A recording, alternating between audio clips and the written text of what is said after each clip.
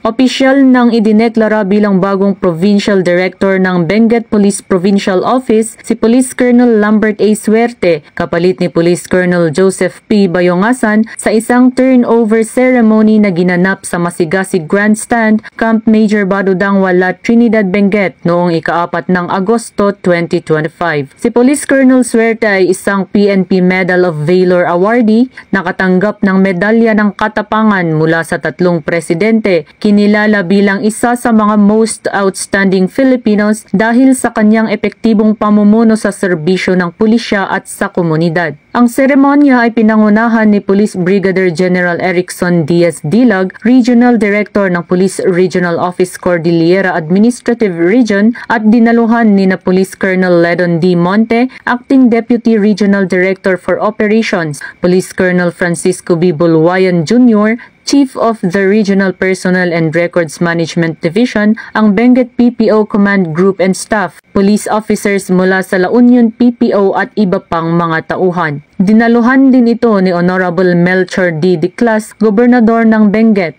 Honorable Benjamin B. Magalong, Alkalde ng Lungsod ng Baguio, Attorney Henry M. Dungala, Acting Regional Director ng NAPOLCOM, at iba pang mga opisyal at miyembro ng Local Government Unit ng Benguet. Tampok sa seremonya ang symbolic transfer of command at ang Property and Equipment Inventory Book mula kay Police Colonel Bayongasan na nagtutukoy sa pagpapatuloy ng pamumuno at pananagutan sa mga pagsisikap sa pagpapanatili ng kapayapaan sa lalawigan. Nagtapos ang kaganapan sa isang mensahe mula kay Police Brigadier General Dilag na nagpapahayag ng kanyang malalim na pagpapahalaga sa mga kontribusyon ni Police Colonel Bayongasan at mainit na tinanggap si Police Colonel Suerte bilang bagong leader ng Benguet Police Force. Binibigyang din niya na ang pamumuno at 5-minute police response time sa panahon ng mga emerhensiya ay magdadala ng makabuluhang pag-unlad at higit pang pagpapahusay sa ugnayan ng pulisya at komunidad sa Benguet,